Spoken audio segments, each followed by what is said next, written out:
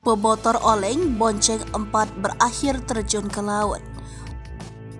Nasib naas dialami pengemudi motor yang berboncengan 4 saat akan naik kapal. Pengendara sepeda motor yang ingin naik ke dalam kapal Roro dari Pelabuhan Roro ASPD Tanjung Ban menuju Kota Batam jatuh ke laut. Dari informasi yang didapatkan Tribun Batam.id di lapangan, insiden ini terjadi pada Jumat 28 April 2023 sekitar pukul 10:45 waktu Indonesia bagian Barat.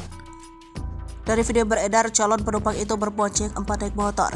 Namun ketika hendak masuk ke dalam Roro, pengemudi diduga hilang kendali.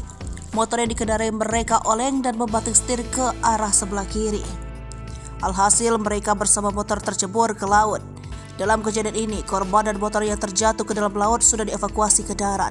Disinggung kondisi korban, Joko menyebut keempat korban selamat. Namun seorang ibu dalam kejadian itu mengalami luka goresan.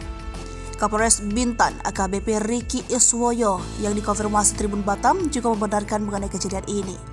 Ia menyebutkan mereka dari Tanjung Uban dan hendak berangkat ke Batam. Riki menambahkan kendaraan dan pemiliknya sudah diantar ke rumah mereka di wilayah Batu Aji Batam.